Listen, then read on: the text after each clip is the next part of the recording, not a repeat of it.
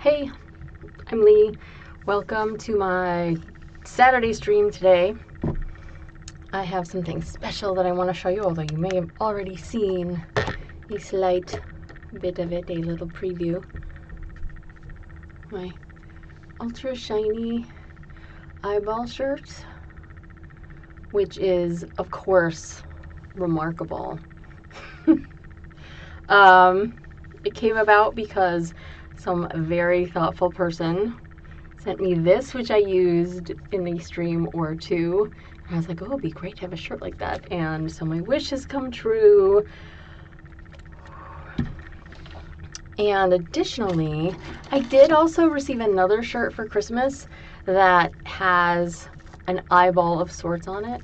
But it is, this one is really quite spectacular in the whole sparkly, shiny, tropey aspect of it. So I really like that. So hello and welcome. I had some issues earlier with my computer because of course I did, right? Like why wouldn't that be a problem? And I was gonna have a Skype call with some friends a couple weeks ago, and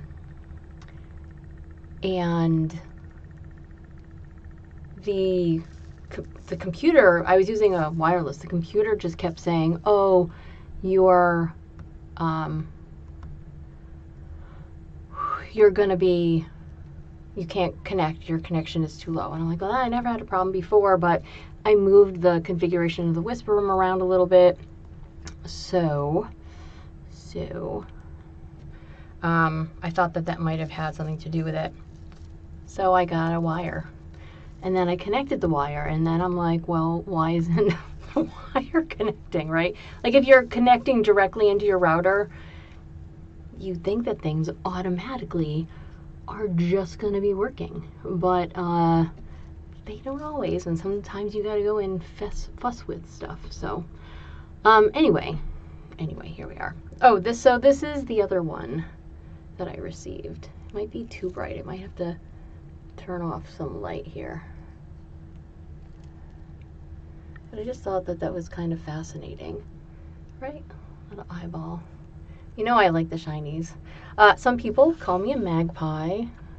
It's true. It's true enough. I like it so much. They're not quite wearable together. I mean, I guess technically they are because of the theme, but this feels like I gotta do something fancy schmancy with it. It's not, I guess you can do it as a necklace, but it's kind of like just a long chain. So if I could find something to just connect it to, I could use it like a pendant and just swing it back and forth. I never like that for camera. It's better in person. Or I just, sort of hold it and move it around, which I'm probably gonna do. So I hope that all of your holidays, if you celebrate or get them off as time for yourself, have been going well. I know that this is a time for a lot of people to spend time with their families. I did not get to spend a lot of time with my family this year, but hopefully next year that'll happen. So, almost forgot. I wanted to share one other amazing eyeball thing that I received for the holidays, which is a set of dice. I'm going to do my very best to figure this out. So here's a dice, and it has in it an eyeball. So no matter which way they spin, the eyeball is always on top. It's really lovely. So there's a whole set, and wow, it's great. I'm so grateful that I have friends that do things like this for me. So if you received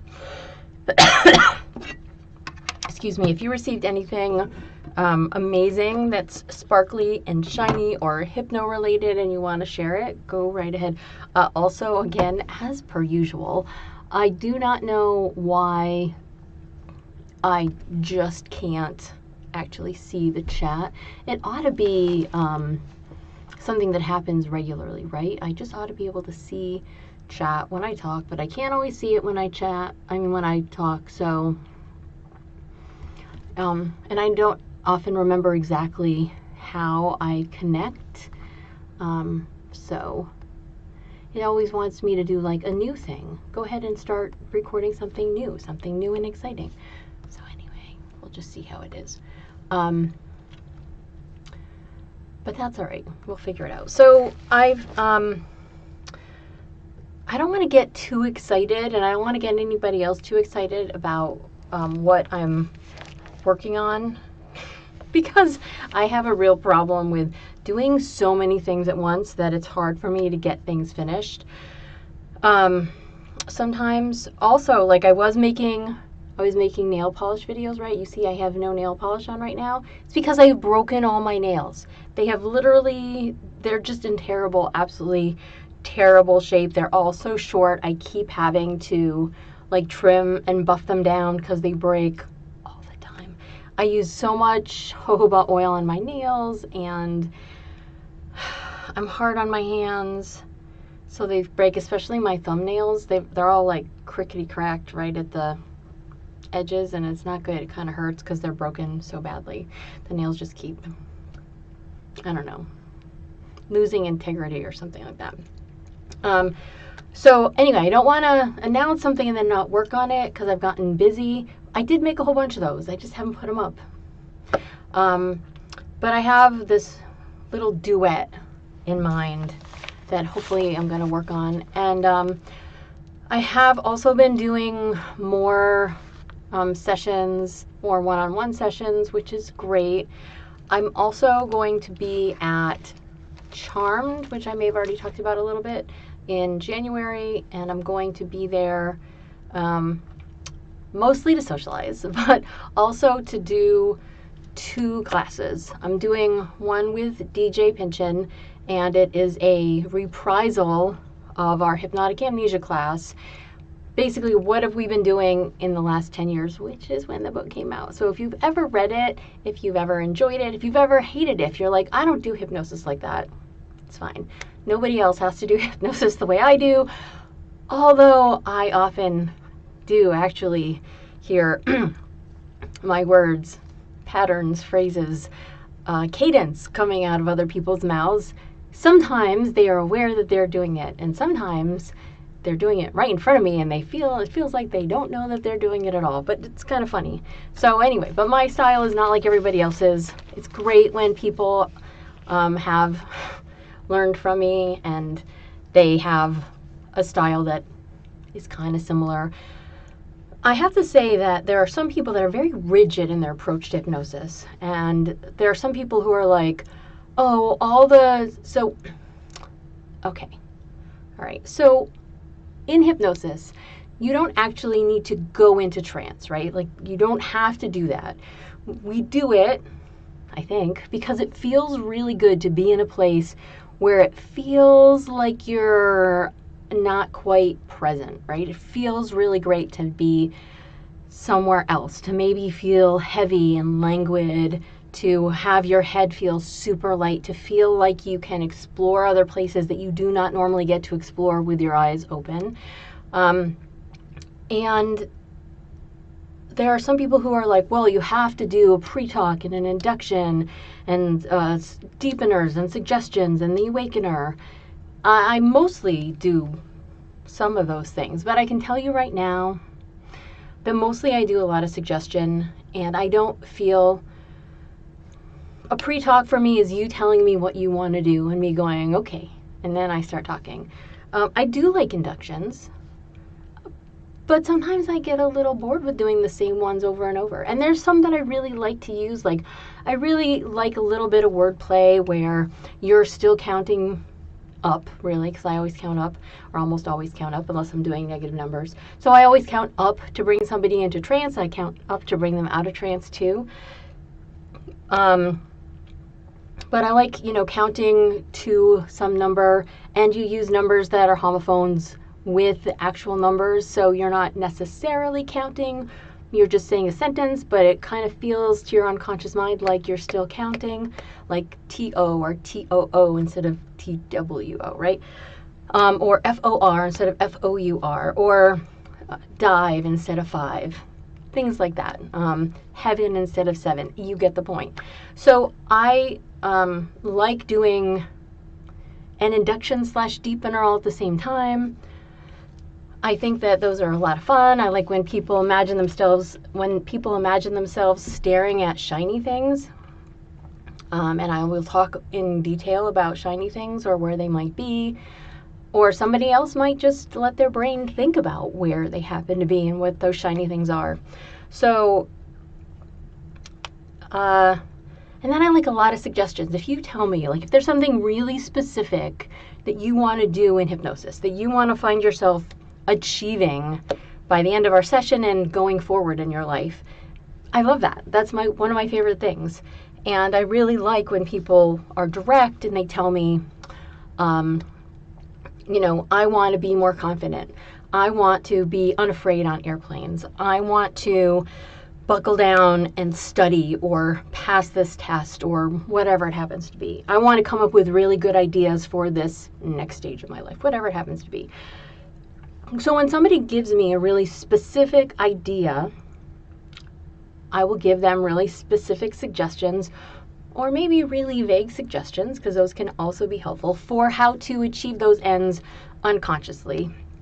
And then I get your unconscious mind to say, yep, I'm ready to do that. Let me start. Let me go do that right now.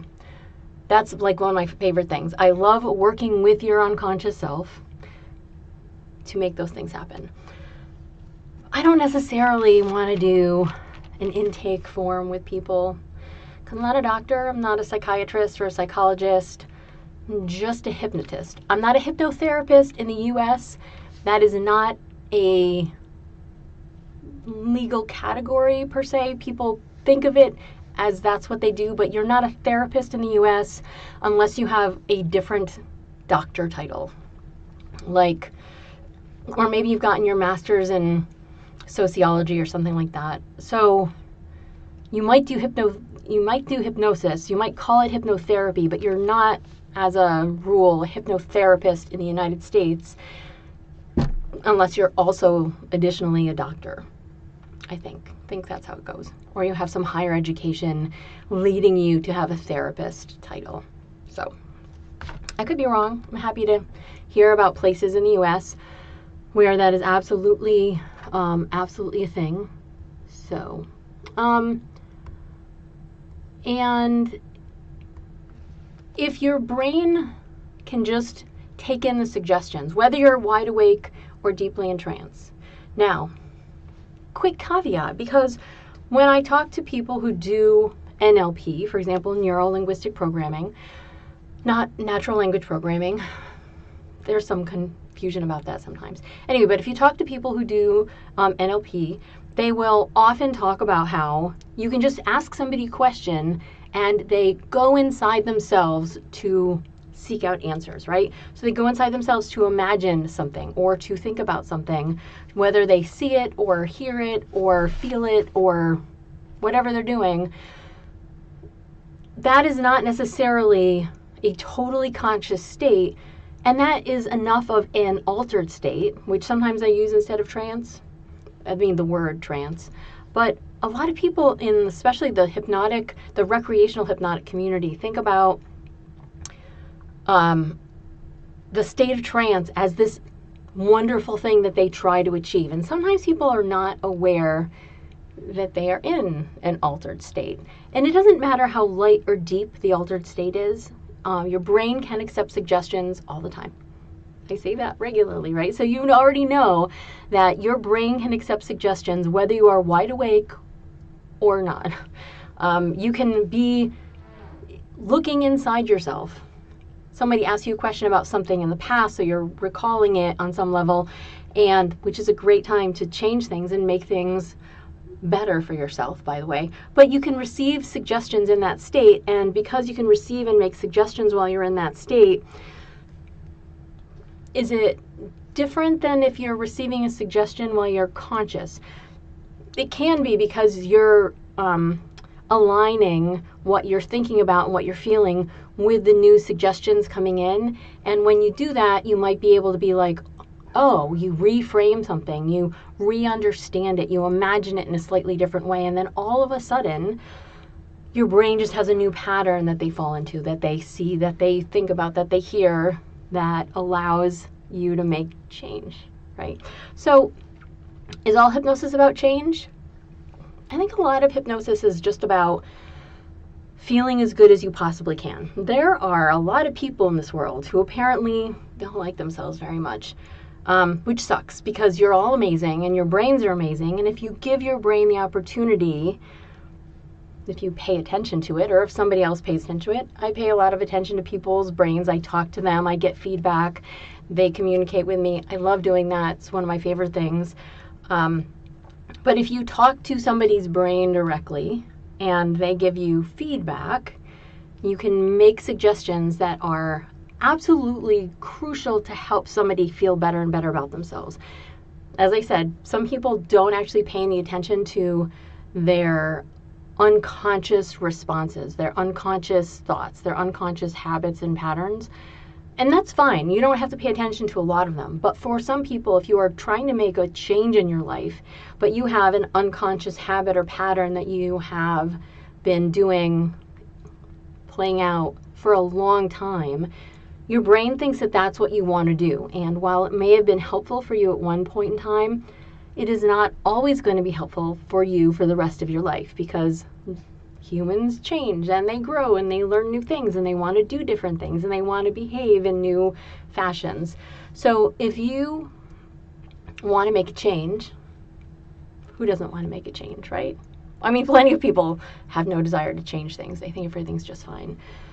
But if you are interested in making a change, then sometimes the best way to do it is to start talking to yourself and letting yourself know what you want to do, and letting yourself communicate with you.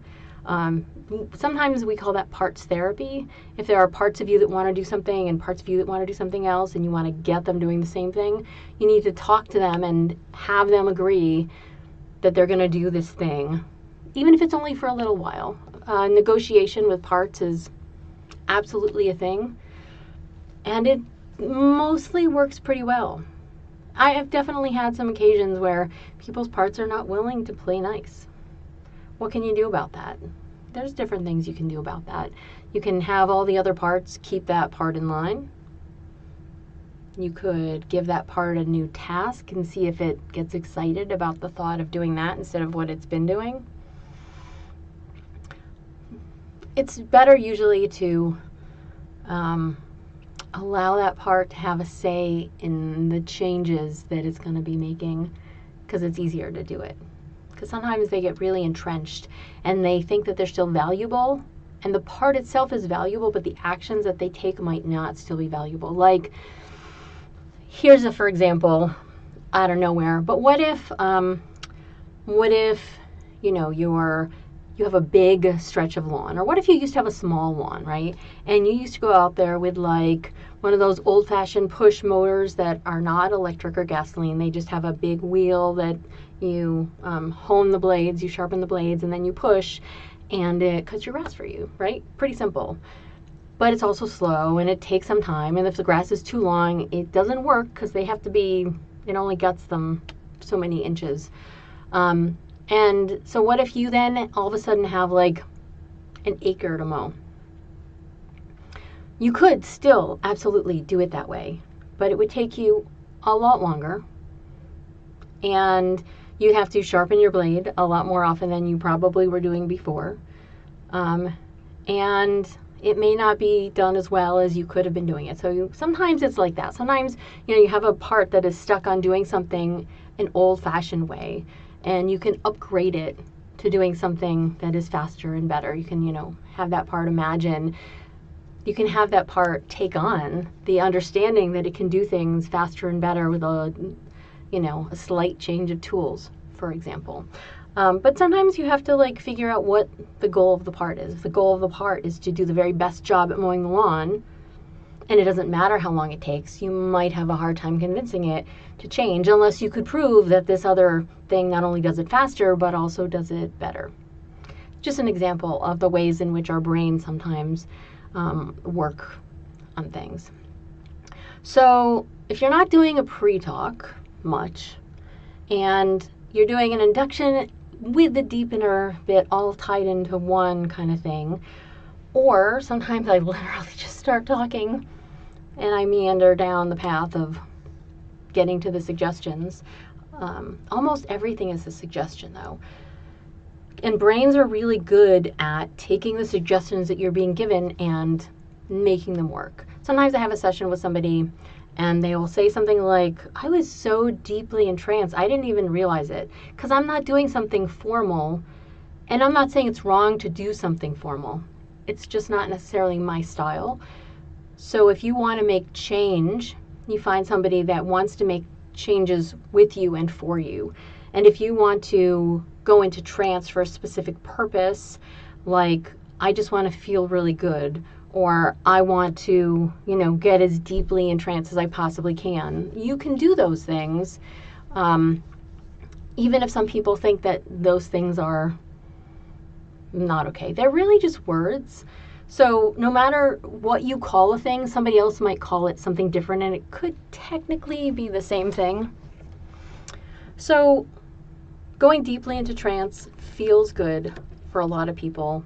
I'm going to keep calling it trance.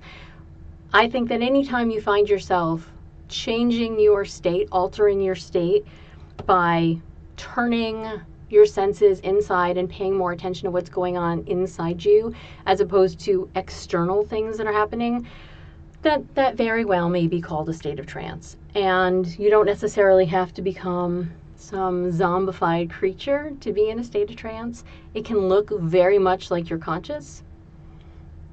So just accept it and go with it. I've also known a few people who end up in that state, whatever you want to call it, for longer than expected, and they can come out of it with a suggestion. And they could have probably come out of it on their own. Sometimes it's easier to help somebody along with being in trance. So anyway, I do not know exactly what we're going to be doing today. Why don't I know what we're going to be doing today? Well, why don't I know what we're going to be doing today? Because I hadn't really thought about it. Because tomorrow, I've got a plan, and I didn't remember that it was Sunday until like yesterday, and then I'm trying to figure out my computery stuff. So it's fabulous, right? All these things are just so fabulous. The idea that I can always be here all the time is something I would ideally like to do, but I don't always have that nicety to make it happen. But I'm happy to take suggestions if somebody's interested in doing something. And if somebody isn't interested in doing something, well, that is okay too. Oh, I realize what the heck my problem is. Isn't that fabulous to finally realize what your problem is? I've had too many silly computer things going on all day, and that is absolutely no wonder why I may or may not actually have anybody paying attention right now. Again, not only because it's a day when I'm not normally here. All right, how about we do some hypnosis? So the hypnosis that I would like to do today is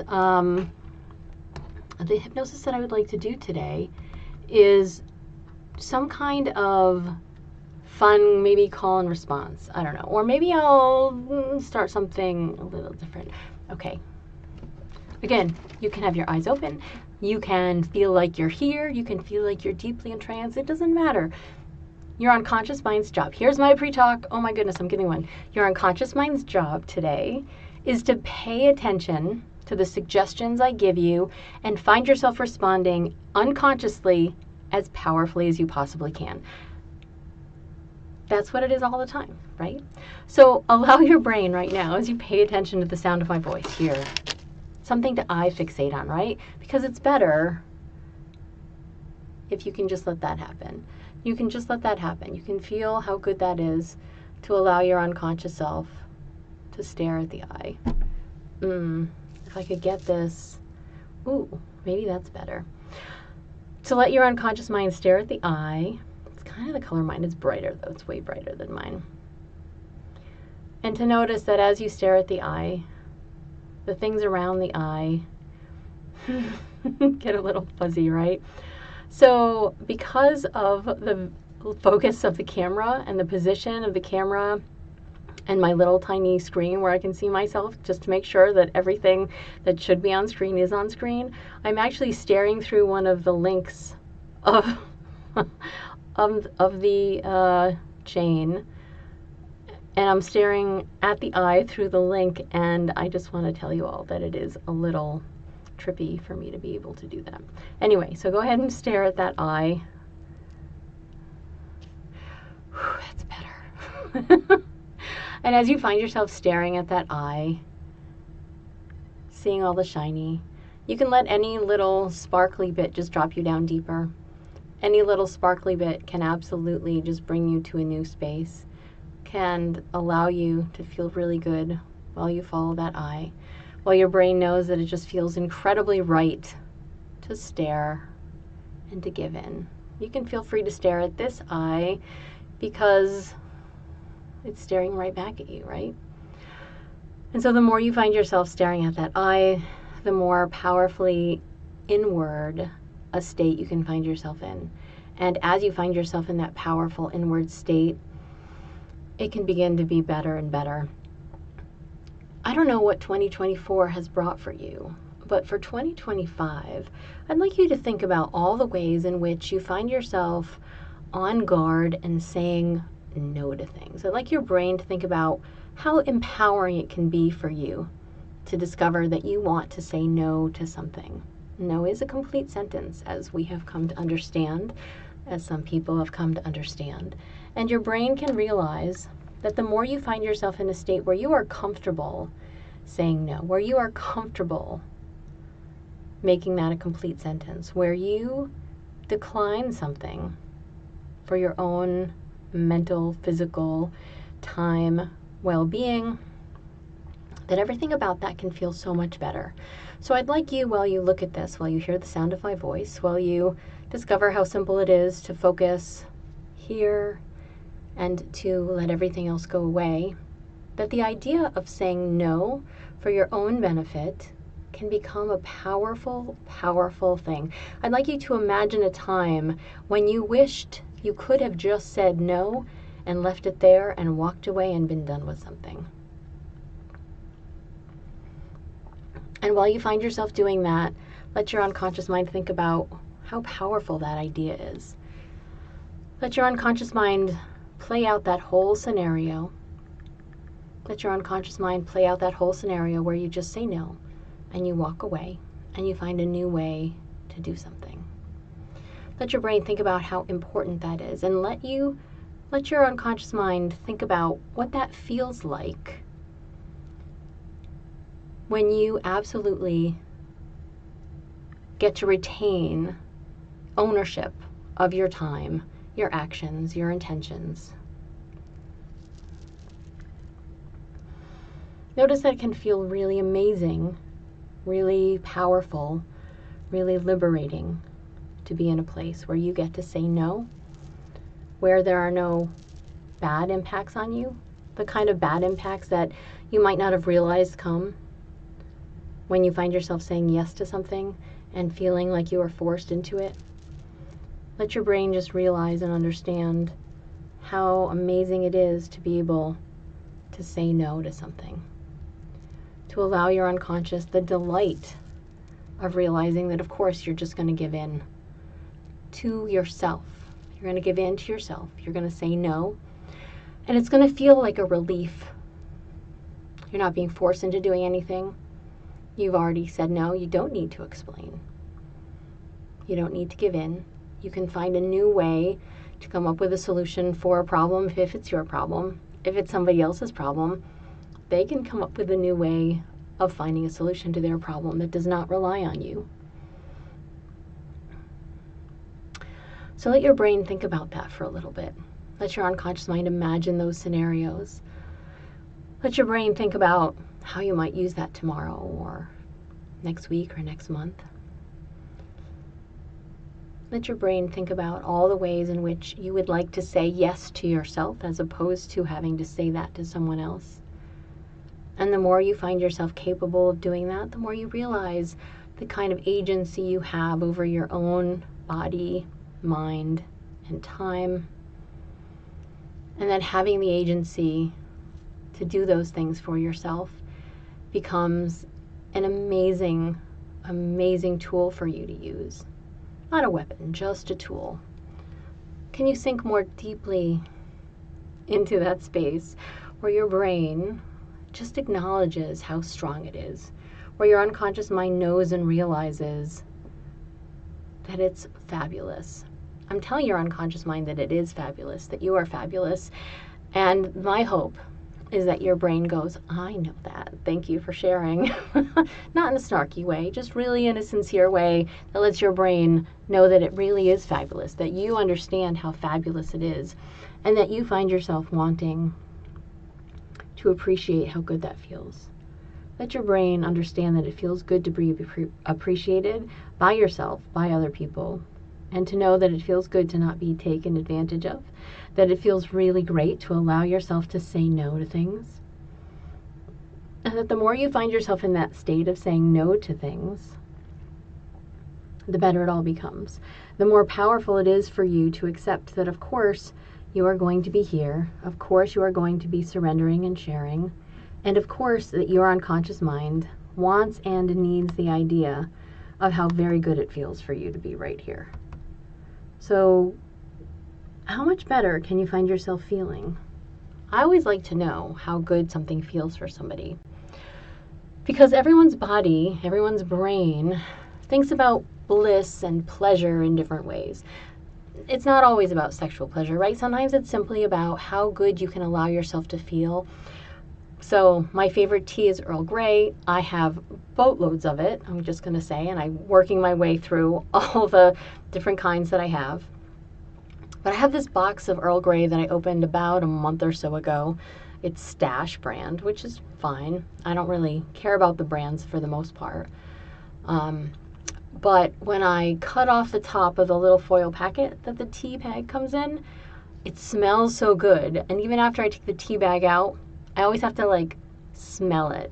I always have to engage my sense in that, because I know that it smells so good to my brain, and I just want to be able to appreciate that as much as possible. So that's one kind of pleasure that you might get out of smelling something that smells amazing, whether it's tea or flowers or perfume or cologne or clean clothes or a fresh house, or take your pick. Everyone has really strong and powerful memories when it comes to scent. We can't help it. That's how we're wired. And so something that you find yourself smelling may bring back a whole flood of images or feelings that you didn't necessarily know was going to happen. But let your brain think about how good it feels for you to find yourself experiencing some kind of pleasure. And whether that is a relief from something, did you ever have somebody go away and the moment they left, every single part of your body just went, oh, I feel so much better now that they're gone? That's a kind of pleasure too, right? Did you ever go outside in a rainstorm and it's been hot all day and you just let that cool water cling to your clothes and your hair and your face and your skin, and all of a sudden it feels a little bit better than it did? Let your brain think about all the ways in which you can allow yourself to experience pleasure. Maybe it is sexual pleasure for you. Awesome. Go ahead and experience that as fully as you can. But the ways that you find yourself experiencing pleasure, let your unconscious mind just really enjoy how good that feels. Let your unconscious mind just really feel how good that is for you to absolutely and completely give in, for your brain to notice that it is important for you to just say yes, for your unconscious mind to absolutely and completely give in, and for everything about that to feel better and better and better for you. And of course, the more you find yourself in that space of giving in, the more excited you can be about what you are able to make happen, the better it gets, the stronger it gets, the more those feelings can intensify. I love knowing that some people, when they go deeply in trance, the more deeply in trance they go, the more pleasure they feel. It just like automatically becomes one feeds the other, right? So can your brain get to that point? The back is nice too, differently nice, but also nice. So let your brain think about how good it feels to be deeply in trance, to be pleasurably deeply in trance, to be deeply pleasurably in trance, to let those two things feed off one another, and for you to allow your unconscious mind the power of realizing what you can do for yourself, right? When your unconscious mind realizes what you're capable of making happen for yourself, it can work that magic. It's kind of magic. Is it science? Is it art? Some combination of the two. It can work that in anything else that you find yourself needing. I would like you to think about how you can unlimit yourself. I would like you to think about all the ways in which your life could be better if only you took this kind of action or had this kind of thought instead of that kind of thought. I don't want you to compromise your ideals, all right? I don't want you to have to worry about that. But I would like your brain to think about ways in which you can be true to yourself by making slight changes here or there. Oops, I hope that chain wasn't obnoxious on the microphone. So let your brain think about all the ways it can do those things. Think about one thing that your brain thinks it could make positive changes in for you. And the more you find yourself thinking about how your brain could make positive changes for you, let your unconscious mind just do it. Let your unconscious mind just do that. Make that one positive change. When you make that one positive change inside your brain, think about the next time you might have a different response or a different reaction because of that change. And let your unconscious mind plan that all out. See that in the future. See yourself using that. See yourself doing that. See yourself thinking or saying or acting in a new way. And notice what the differences are. Do you like the differences? Are they good? Do they make you feel good? Do they make you feel good? Do they make you feel good? Because if the changes that you find yourself thinking about making, you can imagine those changes, you can allow them to make yourself feel better as you look forward, as you find yourself acting on these new ideas, and you find yourself feeling good about using them, notice that your brain can then go, oh, we're going to stick with this. We're going to add this particular action instead of what else we were doing before into our actions of our rotation of actions, and we're going to note if this has the response we're looking for in real life when we do it.